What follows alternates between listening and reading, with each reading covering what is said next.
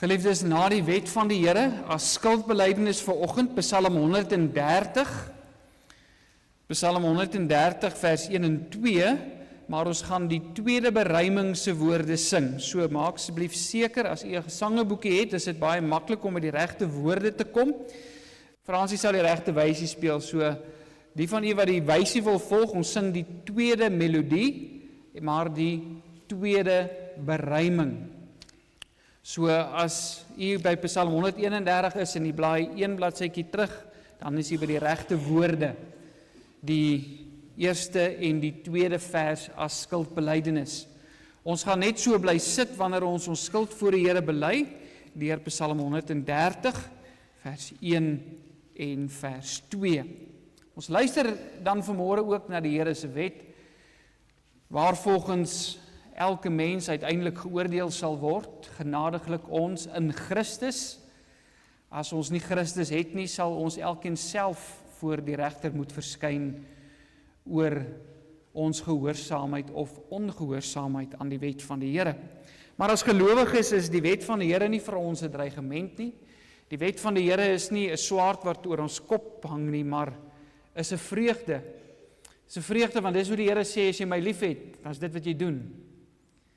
Hoor dan, hoe moet jy my lief hê? Deuteronomium 5 vanaf vers 6. Ek is die Here jou God, wat jou uit Egipte land, uit die slawehuis uitgelei het. Jy mag geen ander gode voor my aangesig hê nie. Jy mag vir jou geen gesneede beeld of enige gelykenis maak van wat bo in die hemel is, of van wat onder op die aarde is, of van wat in die waters onder die aarde is nie. Jy mag jou voor hulle nie neerbuig en hulle nie dien nie, want ek, die Here jou God, is 'n jaloerse God, wat die misdaad van die vaders besoek aan die kinders, en aan die derde en aan die vierde geslag van die wat my haat. En ek bewys barmhartigheid aan duisende van die wat my liefhet en my gebooie onderhou. Jy mag die naam van die Here jou God nie ydelik gebruik nie, want die Here sal die een wat sy naam ydelik gebruik, nie ongestraf laat bly nie. Onderhou die Sabbatdag dat jy dit heilig, soos die Here jou God jou beveel het. 6 dae moet jy arbei en al jou werk doen, maar die 7de dag is die Sabbat van die Here jou God, dan mag jy geen werk doen nie, jy of jou seun of jou dogter, of jou diensknegt of jou diensmaagd, of jou os of jou esel, of enige dier van jou, of jou vreemdeling wat in jou poorte is nie, sodat jou diensknegt en jou diensmaagd kan rus soos jy. En jy moet daaraan dink dat jy in Egipte land 'n slaaf was, en die Here jou God jou daarvandaan uitgelei het deur 'n sterke hand en 'n uitgestrekte arm. Daarom het die Here jou God jou beveel om die Sabbatdag te hou. Eer jou vader en jou moeder, soos die Here jou God jou beveel het, dat jou dae verleng mag word en dat dit met jou goed mag gaan in die land wat die Here jou God aan jou gee. Jy mag nie doodslaan nie, en jy mag nie egbreek nie, en jy mag nie steel nie, en jy mag geen valse getuienis teen jou naaste spreek nie, en jy mag nie jou naaste se vrou begeer nie, en jy mag nie na jou naaste se huis hinker nie, na sy landerye, of sy diensknegt of sy diensmaagd, sy os of sy esel, of iets wat van jou naaste is nie.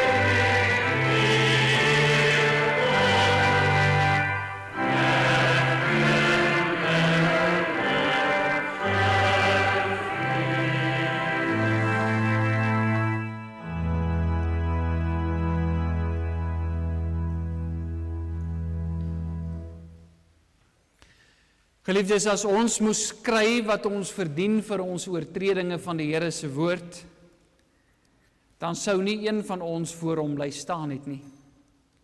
Daar sal nie genoeg slegte dinge wees, genoeg lyding, genoeg swaar kry, genoeg rampe, om ons te tref ooreenkomstig wat ons verdien nie, en om vir ons sondes te betaal nie. Maar genadiglik leer die evangelie ons, dat ons nie self vir ons sondes hoef te betaal nie.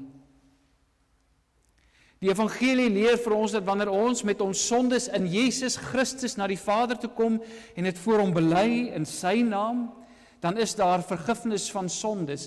Dan is Jesaja 53 vers 5 vir ons waar wat sê, maar hy is ter wille van ons oortredinge deurboor, ter wille van ons ongeregtighede is hy verbrysel.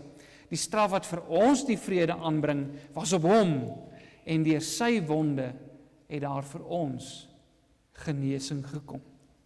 Wat 'n vrede, wat 'n vreugde, om te weet, ek kan met vrymoedigheid, ek hoef niks weg te steek nie, ek hoef nie verskonings uit te dink vir enige iets wat ek verkeerd gedoen het nie, want as ek dit in Christus bring, dan is daar vergifnis van my sonde, sodat ek as 'n geheiligde voor God kan staan.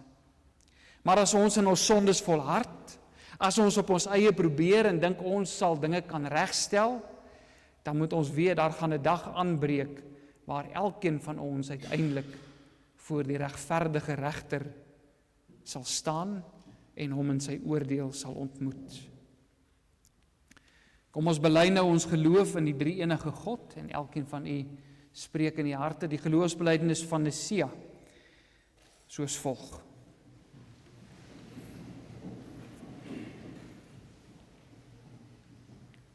Ek glo in een God, die almagtige Vader, die skepper van die hemel en van die aarde, en van alle sienlike en onsienlike dinge. Ek glo in een Here, Jesus Christus, die eniggebore Seun van God, gebore uit die Vader voor alle eeue, God uit God, lig uit lig, waaragtige God uit waaragtige God, gebore, nie gemaak nie, van dieselfde wese met die Vader, deur wie alle dinge gemaak is, wat ter wille van ons mense en ons saligheid neergekom het uit die hemel en vlees geword het deur die Heilige Gees uit die Maagd Maria en 'n mens geword het, ook vir ons gekruisig is onder Pontius Pilatus, gelei het en begrawe is, en op die derde dag opgestaan het volgens die skrifte, en opgevaar het na die hemel, en sit aan die regterhand van die Vader, en wat weer sal kom met heerlikheid om te oordeel, die lewende en die dode, wie se ryk geen einde sal hê nie. En ek glo in die Heilige Gees, wat die Here is en wat lewend maak, wat van die Vader en van die Seun uitgaan, en wat saam met die Vader en die Seun aanbid en verheerlik word, wat gespreek het deur die profete. Ek glo aan een heilige, algemene en apostoliese kerk. Ek bely een doop tot vergifnis van sondes, en ek verwag die opstanding van die dode en die lewe van die toekomstige eeu. Amen. Jy kan sit.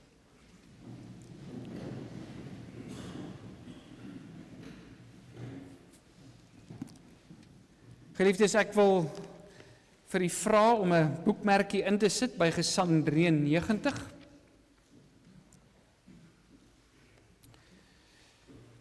Na die skriflesing, sonder dat ek dit weer aankondig, Gesang 93, ons gaan al drie die verse as ons gebed voor die prediking saam sing. Ons gaan dus almal saam bid vanmôre deur die woorde van Gesang 93, waarin ons die Here vra om sy woord vir ons te open en ook tot ons te spreek. Gesang 93, al drie die verse. Soos ek klaar is met die skriflesing en Fransie begin speel, dan kan ons staan en dan sing ons dit as ons gesamentlike gebed vanmôre. Geliefdes, u weet dat ons besig is met ons reeks uit Jesaja 53 uit tydens hierdie lydenstyd en daarom kan u weer oopmaak by Jesaja 53.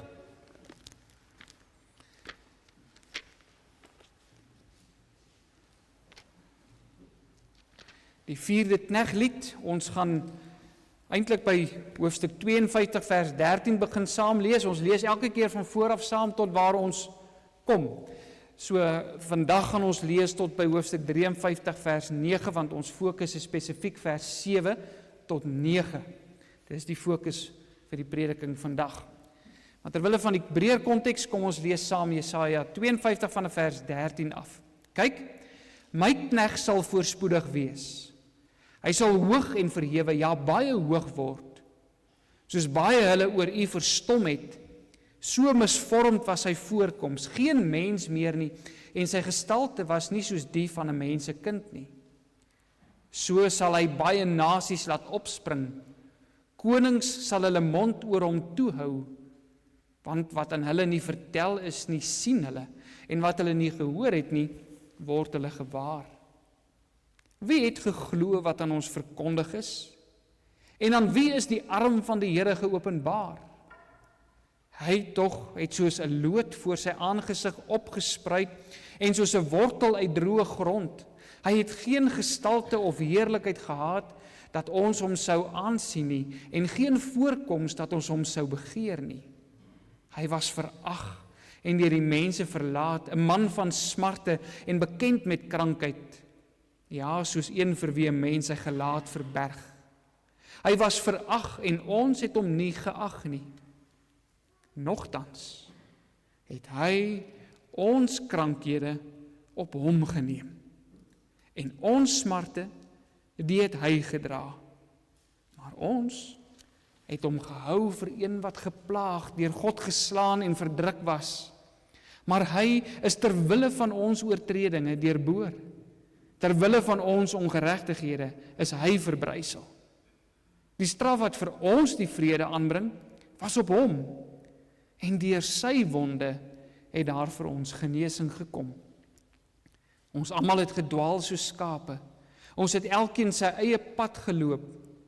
Maar die Here het die ongeregtigheid van ons almal op hom laat neerkom. Hy is mishandel, hoewel hy onderworpe was.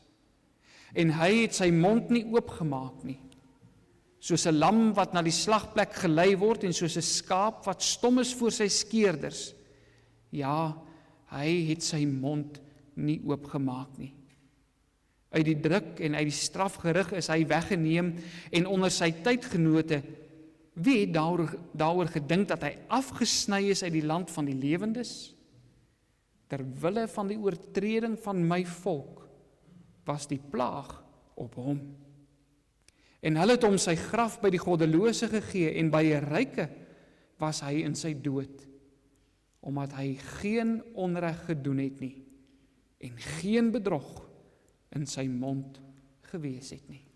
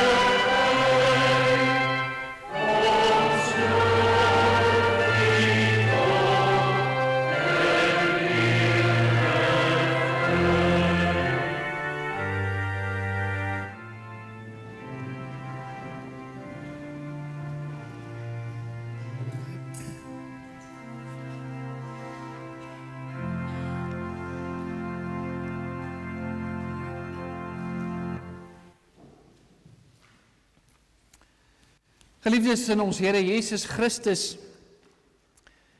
die ouens wat nou al by my in die belydennisklas was en wat nou al my kenwysies goed ken, sal weet dat daar gewoonlik een vraag is wat ek gedurig in die belydennisklas vir die kinders vra. En dit klink baie keer na 'n maklike vraag, maar is interessant hoe ons hom gewoonlik net halfpad antwoord. En dit is die vraag, wat het die Here Jesus vir ons kom doen? Die antwoord is dan gewoonlik, hy het vir ons sondes kom sterf. Heeltemal korrek. Dit is wat hy kom doen het, maar die opvolg is dan, maar is dit al wat hy kom doen het? Het hy net die straf vir die oortredinge wat ek reeds gedoen het, gedra? Of het hy meer as dit kom doen? En dis wanneer ek gewoonlik 'n frons tussen die oë kry en weet nie lekker wat om te antwoord nie, want die tweede ding wat hy vir ons kom doen het, was dat hy ook in ons plek, namens ons, aan God se wet volkome voldoen het.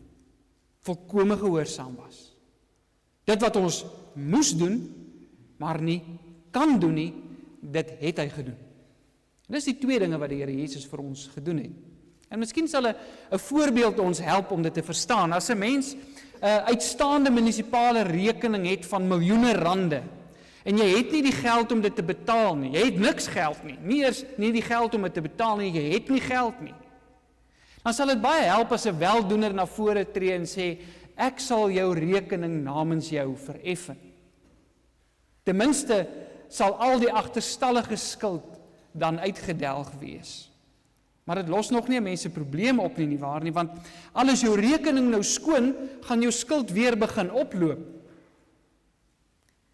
Daarom het jy 'n weldoener nodig wat nie net jou agterstallige skuld vereffen nie, maar wat sorg dat jy nooit weer in die skuld kom nie. In die teologie noem ons hierdie twee aspekte van Christus se verlossingswerk, sy aktiewe en sy passiewe gehoorsaamheid. Sy aktiewe gehoorsaamheid gaan daaroor dat hy doelbewus en aktief in ons plek die wet van die Here gehoorsaam het. Was nie iets wat hy net hier in sy hart gedoen het nie, of in sy gedagtes nie, hy het dit prakties kom leef. Hy het nie net vir ons verkondig wat beteken die 10 gebooie nie, hy het dit vir ons kom wys. Hy was die vervulling van die wet van die Here, in die sin dat as ons daar was en saam met hom geleef het, sou ons gesien het, hoe lyk dit as die wet volmaak nagekom word. Maar sy passiewe gehoorsaamheid gaan daaroor dat hy sonder om te murmureer, sonder enige opstand, gehoorsaam was aan sy opdrag om as middelaar ons sondes op hom te neem en die straf vir ons sondes te dra. Passiewe gehoorsaamheid. Sonder, nie dat hy niks gedoen het nie, passief in die sin, hy het dit aanvaar as iets wat met hom moes gebeur, want dit is hoe God dit bedoel het. Nou albei hierdie aspekte, Christus se aktiewe en passiewe gehoorsaamheid, is in hierdie teksgedeelte wat ons vanmôre spesifiek hierdie 3 verse teenwoordig. Maar die fokus is in die besonder op Christus se passiewe gehoorsaamheid. En ons gaan dit vanoggend aan die hand van 3 punte bestudeer. Eerstens die lam. Tweedens die stilte. Derdens die ommekeer. En hieruit gaan ons tema duidelik word. Stilte onder onreg is nie nederlaag nie, maar weerspieël vertroue in God se oppergesag. Stilte onder onreg is nie nederlaag nie, maar vertroue. Geliefdes, in vers 7 van hierdie 4de kneglied gebruik Jesaja die beeld van 'n offerlam om dit wat die knegg waaroor hy profeteer sou kom doen te verduidelik. Nou elke Israeliet wat gehoor het wat Jesaja hier sê, sou presies verstaan het wat hy bedoel, omdat hulle so bekend was met hierdie beeld vanuit die offerdiens. In 'n sekere sin het God deur die offerdiens hulle reeds voorberei op dit wat die Messias sou doen. In die offerlam, jy sal nou weet, hulle moes gereeld vir hulle sondes 'n offerlam geslag het. En in hierdie offerlam het hulle 'n prentjie gekry van die volmaakte offerlam wat God sou stuur om eens en vir altyd versoening vir al hulle sonde te doen. Een wat nie oor en oor geoffer hoef te word nie, soos Hebreërs sê, maar wat eenmal geoffer word en wie se offer voldoende is vir altyd. Met die instelling van die Paasfees het God die ritueel van die offerlam gevestig. Ons weet wat in daardie tyd gebeur. Die Here het vir die Israeliete gesê, as julle die doodsengel wou vryspring, dan is dit wat julle moet doen. Julle moet 'n paaslam slag, 'n jaar oud ramlam, wat nie gebrek gehad het nie, en julle moet die bloed van die lam neem en dit aan julle deurkusyne smeer, sodat die doodsengel by julle kan verbygaan.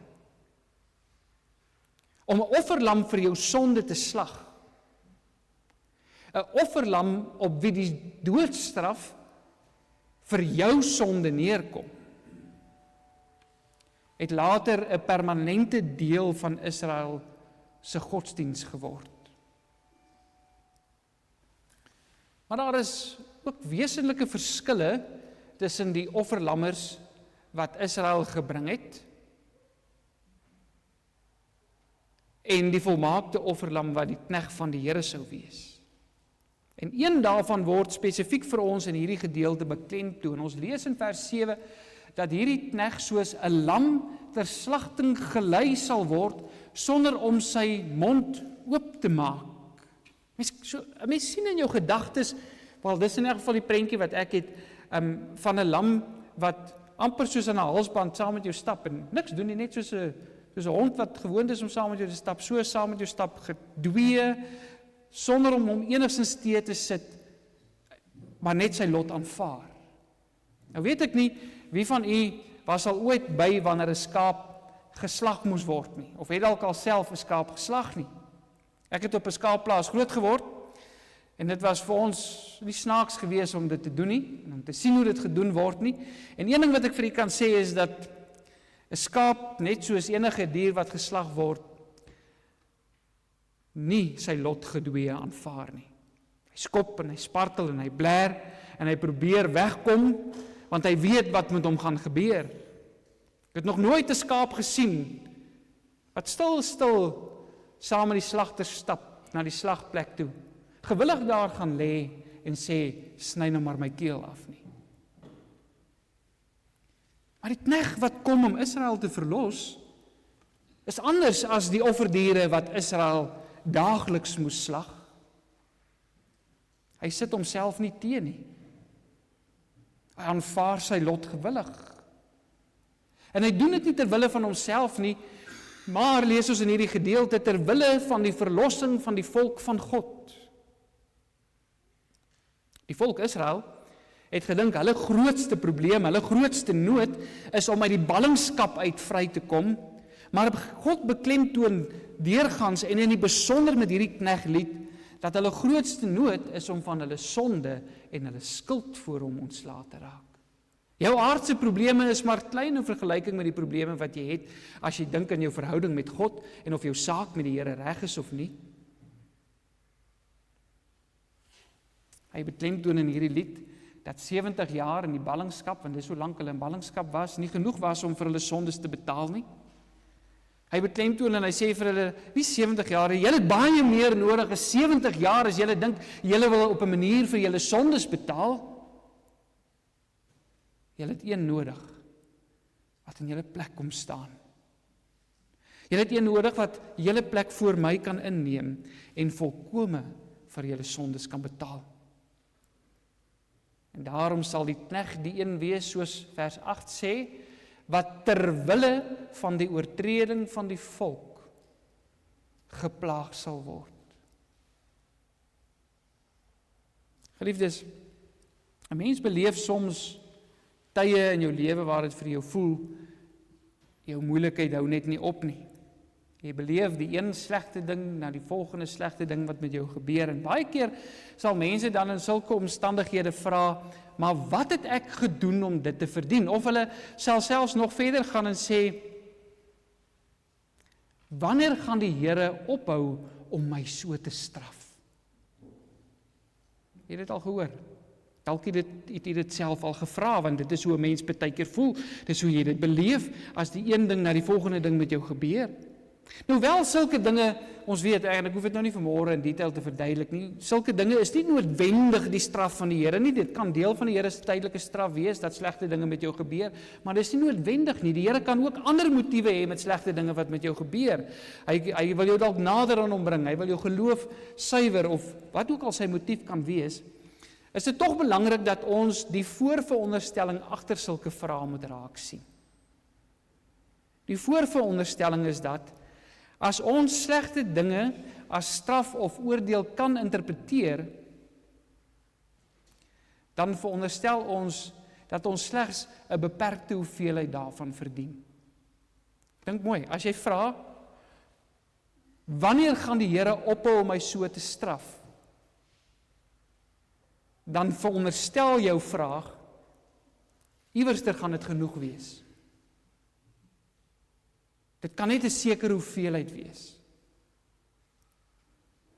En miskien is dit hoe Israel gevoel het. Here, is 70 jaar nie genoeg nie? Het ons nie nou al genoeg betaal nie? En dit laat dadelik die vraag by 'n mens ontstaan, hoeveel straf dink jy verdien jou ongeregtigheid? As dit dan nou gebeur, kom ons veronderstel dit gebeur, dat die Here ons deur slegte dinge straf vir ons oortredinge, hoeveel daarvan verdien ons? Wanneer moet dit ophou? Wanneer sal dit genoeg wees?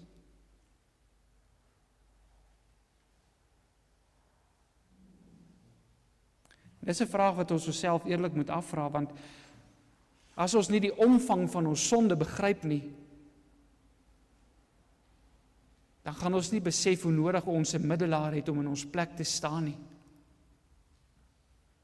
Die Here antwoord, as jy regtig vir jou eie sonde en jou eie ongeregtigheid wil betaal, dan moet jy verstaan wat die prys is. Want die Here maak die prys vir die sonde. Ek of jy kan nie besluit wanneer is dit genoeg nie. Die Here sê in Romeine 6 vers 23, ek is eers tevrede. As daar sonde was, is ek eers tevrede wanneer die sonde met die dood gestraf word. Sy wat dit sê, want hy is God. En daarom sê hy hier, ek stuur my knegt om as offerlam in jou plek te staan. Hy gaan die prys vir jou oortredinge dra. Hy gaan jou nie net van aardse vyande verlos nie. Hy gaan jou van my verlos, van my oordeel. En die gewilligheid van hierdie knegt, hierdie paaslam, word veral deur sy stilte tydens onreg beklemtoon. Vers 8 begin met die woorde, uit die druk en uit die strafgerig is hy weggeneem. Die 2020 vertaling help ons om beter te verstaan wat Jesaja met daardie woorde bedoel, en wanneer dit so vertaal, na onderdrukking en 'n vonnis is hy weggeneem. Wat Jesaja dus wil vir ons sê, is dat hierdie knegt nie net fisies gaan ly nie, hy gaan nie net onderdruk word nie, hy gaan ook onregverdig gevonnis word. Hy gaan voor die owerheid gedaag word, en hoewel hy niks verkeerd gedoen het nie, gaan hy skuldig bevind word. Nou geliefdes, in hierdie tyd weet ons al dat hierdie profesie deur Jesus Christus vervul is. In gehoorsaamheid aan sy Vader, het hy na hierdie wêreld gekom om volledig in ons plek te staan. Daarom het hy nie gekom as 'n volwasse nie, daarom kom hy as 'n babatjie. Want hy kom leef die lewe wat ons moet leef van geboorte tot die dood, sodat hy volledig ons plek kan inneem. En dis hoekom Johannes, die doper, wanneer hy die Here Jesus sien, daar waar hy besig is om te doop, toe hy die Here Jesus sien, noem hy hom dadelik en hy sê vir die skare wat rondom was, daar is die lam van God. Sy uitspraak het Jesus se optrede dadelik aan die paaslam en die profesie in Jesaja 53 verbind. En Petrus sluit hierby aan in 1 Petrus 1 vers 19, wanneer hy ons herinner, dat ons deur die kosbare bloed van Jesus Christus, soos van 'n lam sonder gebrek en vlekkeloos, verlos word. Jy hoor die taal, dieselfde dinge wat herhaal word in die Nuwe Testament, want die Nuwe Testamentiese skrywers het die evangelie aan die hand van die Ou Testament verkondig. Christus se hele lewe was een groot gehoorsame sending. Hy het aktief die wet vir ons vervul. En hy het in sy vernedering en lyding passief die straf vir ons sonde gedra. Op geen oomblik het hy die doel van sy sending uit die oog verloor nie.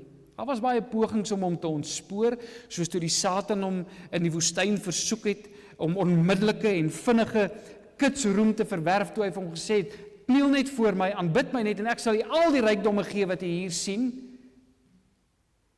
Dit was 'n poging om hom te ontspoor en om weg te vat van die doel waarvoor hy gestuur is. En ook toe die skares hom gespot het en gesê het, ander kon hy verlos, maar homself kan hy nie van die kruis af verlos nie. Te midde van hierdie pogings bly die Here Jesus getrou. Hy bly by sy sending opdrag.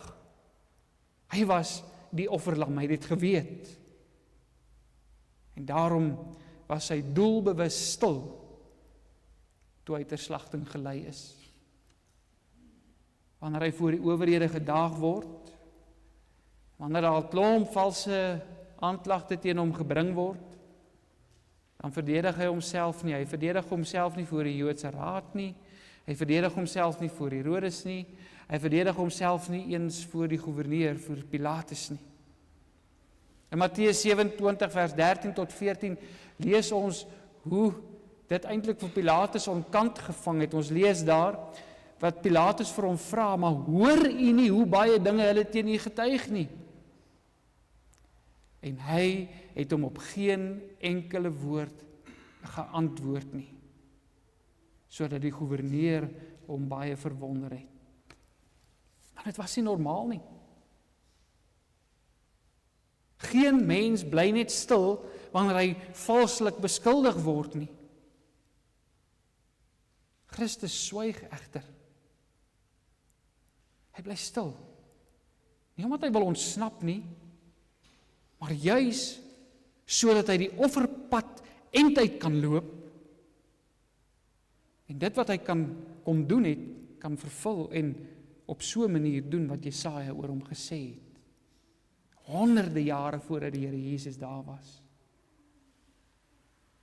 Ons moet verstaan wat hier gebeur, geliefdes. Christus se stilte was nie nederlaag nie. Vir die mense rondom hom het dit dalk so gelyk, maar die Here Jesus was doelbewus besig om sy roeping te vervul.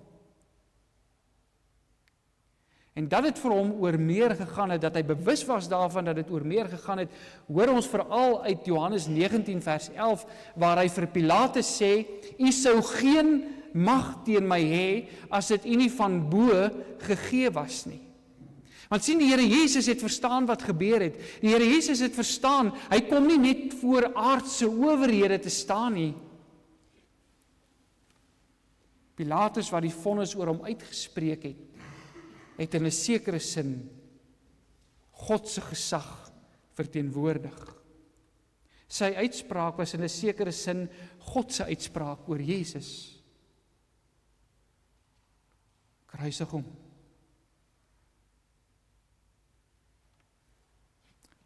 Christus het uiteindelik voor die groot regter te staan gekom. Hy bly stil want hy word vir ons sonde, soos Paulus in 2 Korintiërs 5 vers 21 sê.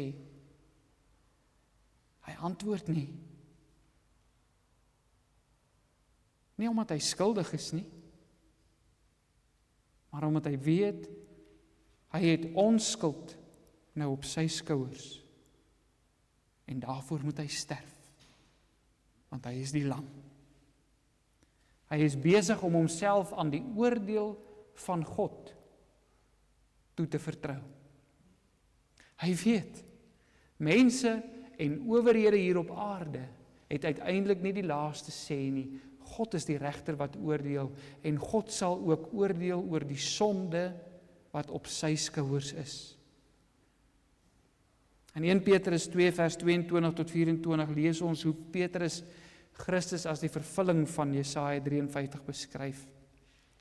Hy wat geen sonde gedoen het nie, en in wie se mond geen bedrog gevind is nie, wat toe hy uitgeskel is, nie terug uitgeskel het nie, toe hy gelei het, nie gedreig het nie, maar dit oorgegee het, hoor mooi, maar dit oorgegee het aan hom wat regverdig oordeel, wat self ons sondes in sy liggaam op die kruis uitgedra het, sodat ons die sondes kan afsterwe en vir die geregtigheid lewe, deur wie se wonde julle genees is. Die optrede van hierdie knegt was 'n troos vir Israel gewees. Hulle kon nie hulle saak in 'n Babiloniese hof wen nie. Hulle kon nie hulle regsaak verteenwoordig in die Babiloniese howe nie, maar God roep hulle op om die knegt te vertrou en sê, gee julle self oor aan die knegt, hy sal julle saak verteenwoordig, vertrou hom. Plaas julle self in die hande van hom wat regverdig oordeel. En dit is natuurlik ook vir ons waar, geliefdes. Christus se stilte was nie nederlaag nie, maar dit was 'n daad van vertroue. Die Here Jesus het stil gebly, want hy het sy Vader vertrou om regverdig te oordeel en te doen wat hy moes doen. En wanneer sy Gees oor ons lewens regeer, dan bemagtig hy ons ook om in stilte onreg ter wille van Christus te verduur. Stilte beteken nie dat jy nooit praat, dat jy nooit sê iets is verkeerd nie, dat jy niks doen nie, of hulp soek nie. Maar dit beteken wel dat dit wat ons hier oor die Here Jesus gehoor het uit die mond van Petrus uit ook oor ons waar is. Dit beteken dat ons nie met wraak reageer wanneer daar in onreg teenoor ons opgetree word nie. Dat ons nie met dreigemente antwoord wanneer ons bedreig word nie. Dat ons nie terugskel wanneer ons verneder word nie. Maar dit beteken om met vaste tred die regte ding te doen, ongeag die gevolge daarvan. Ongeag die feit dat jy dalk deur die wêreld veroordeel sal word en skuldig bevind gaan word, al is jy onskuldig. En die enigste rede waarom ons dit kan doen, broers en susters, is omdat ons weet, daar is 'n regter wat uiteindelik eendag gaan oordeel, regverdig gaan oordeel. Ook oor die onreg wat in my lewe gebeur het. Gelowiges ly dikwels onregverdig ter wille van Christus. Jy word dalk gespot, omdat jy nie wil meedoen aan sonde nie. Jou vriendekring skuif jou dalk uit. Jy word veroordeel wanneer jy opstaan vir dit wat reg is, want jy's 'n pretbederwer. Daar word dalk teen jou gediskrimineer. Jy verloor miskien jou werk, jy word dalk selfs oorgesien vir 'n bevordering, omdat jy nie bereid is om Christus te verloon nie, want in die besigheid waarin jy is, het jy agtergekom, maar daar alles is nie pleis nie, daar word dinge op 'n onderduimse manier gedoen, daar word onder die tafel deur betaal om sekere kontrakte te kry, en jy bly nie stil daaroor nie, jy praat daaroor, en hulle sê vir jou, jy's nie 'n spanspeler nie, jammer, jy's nie meer deel nie. In baie lande word daar openlik teen Christene gediskrimineer, en word hulle vervolg net omdat hulle Christene is. En dit is in hierdie gevalle waar ons deur die Gees bemagtig word om stil te wees te midde van die onreg. En hierdie stilte beteken nie nederlaag nie, maar dit getuig wel van my vertroue. Ons vertrou ons saak toe aan hom wat geen onreg ongestraf laat bly nie. Nie eers myne nie. Hy het dit aan sy seun gestraf. En wie so moet ly, het dan ook die vooruitsig van vers 9, dat die situasie omgekeer word. In vers 9 lees ons iets merkwaardig van hierdie knegt. En hulle het hom sy graf by die goddelose gegee, en by 'n ryke was hy in sy dood. In Hebreëus kry ons hier 'n soort teestelling, wat aan die een kant die menslike bedoeling uitspel, en wat aan die ander kant die onverwagte uitkoms uiteensit. So, wat wou hulle gehad het moes gebeur, en wat het uiteindelik gebeur? Die menslike bedoeling was dat hierdie knegt se graf by die goddeloses sou wees. By die sondaars dus.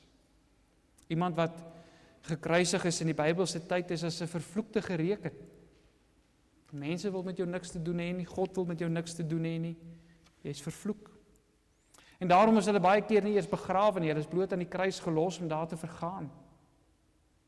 En as hulle begrawe is, dan is hulle gewoonlik saam met die misdadigers of in 'n armmans graf begrawe. Wanneer die Here Jesus uiteindelik begrawe word, dan word hy in 'n rykmans graf begrawe. Josef van Arimatea, 'n welgestelde volgeling van Jesus, vra vir sy liggaam en lê dit weg in 'n nuwe graf wat geen verderf gesien het nie. So word hierdie profesie nie net vervul nie, maar sien ons in 'n sin hoe dat hierdie knegt se onskuld duidelik word. Hy was nie net passief gehoorsaam aan sy opdrag nie, maar hy het ook aktief in ons plek gestaan, sodat vers 9 verklaar dat hy geen onreg gedoen het nie en dat daar geen bedrog in sy mond was nie. En as 'n bevestiging daarvan dat dit so is hy nie saam met die goddelose begrawe nie, maar is hy in 'n graf van die ryke begrawe, wat nog geen verderf gesien het nie. Die rede hoekom dit so gesê word, is omdat dikwels was grafkelders gedeel gewees, en as jy nou die tweede of die derde ou was wat daar begrawe is, dan het daar die graf al verderf gesien. Met ander woorde, daar het al 'n lijk ontbind in daardie graf. Maar die Here Jesus is nie in 'n graf begrawe wat so verontreinig is nie, want hy is die reine. Hy is die een wat sondeloos is, die volmaakte. Geliefdes, en hier sien ons reeds hoe dat God die onreg van die wêreld omkeer. Al het Christus die sondes van die wêreld gedra, sodat was hy onskuldig gewees. Hy is die volmaakte lam van God. Die wêreld vind hom skuldig. Die Jode skreeu, kruisig hom. Maar hy word uiteindelik by die rykes gereken. God laat hom nie in skande eindig nie. Die wêreld was verkeerd oor hom. En dit gee natuurlik vir ons as gelowiges 'n geweldige troos wanneer ons onregverdig ter wille van die koninkryk van Christus moet ly. Selfs as die wêreld ons verkeerd oordeel, onregverdig oordeel, skuldig vind oor iets wat ons nie verkeerd gedoen het nie, word ons in Christus geregverdig. Nie op grond van ons onskuld nie, maar op grond van sy onskuld wat ons toegereken word. En uiteindelik was hierdie graf nie hierdie knegt se laaste rusplek gewees nie. Sy rykdom en sy oorwinning behels baie meer as om net in die graf van 'n ryke begrawe te wees. Hy staan uiteindelik uit die dood uit op. Hy oorwin, sodat elkeen wat in hom sterf en deur God vrygespreek is, saam met hom uit die dood sal opstaan. Ons is erfgename van die koninkryk, ryk in genade, omdat Christus ons vrygespreek het. En so word ons vertroue in God se oordeel geregverdig. En broers en susters, as ons oortreders eendag sonder hierdie middelaar voor God moet staan, dan is ons troos dat hulle sy regverdige oordeel sal ontmoet. Geliefdes, Christus se passiewe gehoorsaamheid openbaar hom as die ware paaslam. Die een wat ons plek ingeneem het, die een wat die straf vir ons oortredinge op hom geneem het. Sy stilte was nie nederlaag nie, maar dit was 'n manier om te sê, Here, my Vader, ek vertrou U. Hy sê dit ook aan die kruis, in U hande gee ek my oor. Ek vertrou U oordeel. Hy het kom doen wat hy moes doen, sodat ons deur sy Gees bemagtig kan word om soos hy stil te wees wanneer ons onreg ter wille van sy naam ly. Ons stilte is nie oorgawe of nederlaag nie, maar getuig van ons vertroue dat God regverdig sal oordeel. As jy sonder hierdie middelaar voor God te staan moet kom, dan is daar vir jou geen troos nie, net oordeel. En daarom vlug vandag na Christus toe, die lam. Laat hy jou offer wees wat jy aanbied. Vertrou hom en leef uit die vrede dat God dan regverdig sal oordeel. Ook oor jou. Amen. Kom ons bid saam.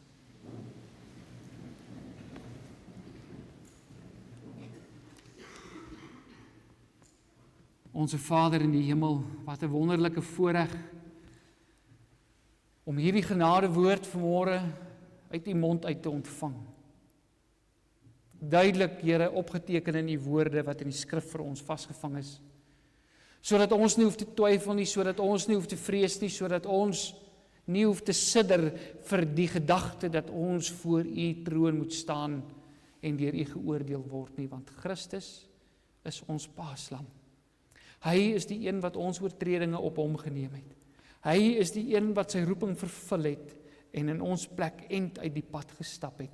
En daarom bid ons, Here, dat u ons deur u Gees sal bekragtig en aan ons die geloof sal gee, sodat ons in die geloof ook getrou sal wees soos hy. Dat ons ook bereid sal wees om in die stilte onreg ter wille van u koninkryk te lei. Ja, Here, dat ons anders op die onreg sal reageer, nie omdat ons pabroekig is nie, nie omdat ons bang is nie, maar omdat ons u vertrou as die een wat uiteindelik sal oordeel. En hoe swaar dit dan vir ons ook al mag wees wanneer sulke onreg ons tref, ons leef getroos in die wete dat u uiteindelik geen onreg sal oorsien nie.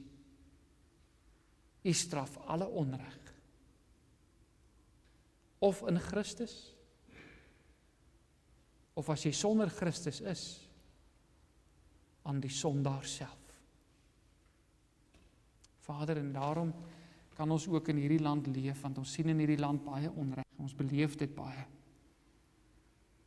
Ons weet, Here, ons hoef nie reg in eie hande te neem nie, maar ons kan stilweg steeds opstaan vir dit wat reg is, ten spyte van wat met ons gaan gebeur. Gee ons dan ook die krag, Here, om met hierdie stille moed in ons binneste weerstand te bied teen die onreg wat daar in hierdie wêreld is, in hierdie land van ons is. Maar die onreg wat daar ook baie keer in ons huis is, in ons huwelike is, in ons verhoudings is. Gee ons die genade, Here, om die koninkryk te bly verkondig. Want uiteindelik is dit die enigste oplossing vir die wêreld en sy probleme. Ons kan die magsbalanse probeer verskuif soos wat ons wil. Ons kan probeer keer dat sekere lande kernarsenale opbou. Maar uiteindelik is die enigste antwoord vir dit wat in die wêreld gebeur, dat ons voor u koningskap buig en u as God erken. Daarom bid ons dat u ons ook sal uitstuur in hierdie wêreld. Want deel van ons stille weerstand is om die evangelie te bly verkondig, sodat meer en meer mense voor u die knie sal buig. Bemagtig ons daarvoor, Here, sodat ons dit met vrymoedigheid kan doen. Ons bid vanmôre vir hulle wat u nodig het. Ons bid vir hulle wat siek is, Here, hulle wat in hierdie tyd deur 'n moeilike tyd gaan. Ons bid in die besonder aan hom Willie en tannie Jukie Banning. Ons bid vir Doreen, ons bid vir Dominee Johan. Here, u weet van hulle elkeen se uitdagings met hulle gesondheid. Ons bid vir hulle wat oud is in ons gemeente, hulle wat maar gereeld met hulle gesondheid sukkel. Ons dra hulle elkeen aan u op. Ja, by die naam, Tannie Etna Els, Tannie Petra van der Walt, Jan en Tannie Letty Badenhorst, Tannie Helene Rousseau, Jan Nordman, Tannie Carol Gibbs, Tannie Lente Mengel. So bid ons vir hulle elkeen, Here, en daar's baie mense ook hier in ons gemeente, wie se name nie noodwendig op hierdie voorbiddingslysie verskyn nie, maar vir wie ons graag wil bid. Ons bid vir hulle wat graag 'n kindjie wil hê. Ons bid dat U sal voorsien. Ons bid vir hulle wat swanger is, dat U hulle sal beskerm en die swangerskappe sal seën. Maar ons bid ook vir ons gemeente, Here, dat U vir ons die krag sal gee om 'n lewende getuienis te wees vir U en vir die wonder van die evangelie. Dit bid ons alles in die naam van ons Here Jesus. Amen.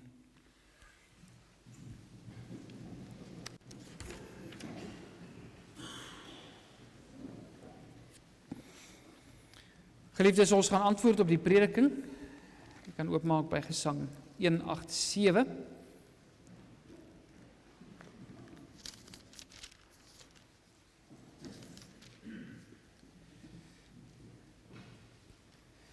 Gesang 187 is ook 'n toonsetting van Jesaja 53. Ons gaan al 3 die verse in antwoord op die prediking sing.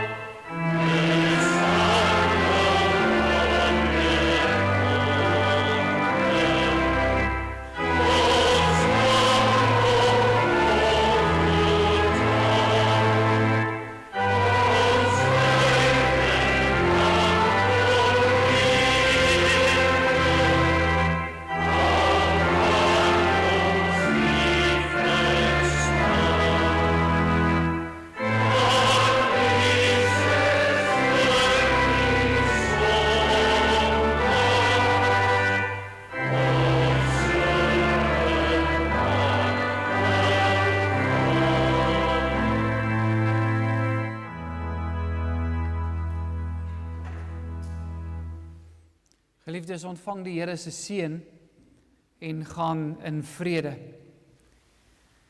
Die genade van ons Here Jesus Christus, die liefde van God ons Vader en die gemeenskap van die Heilige Gees bly met julle elkeen. Amen.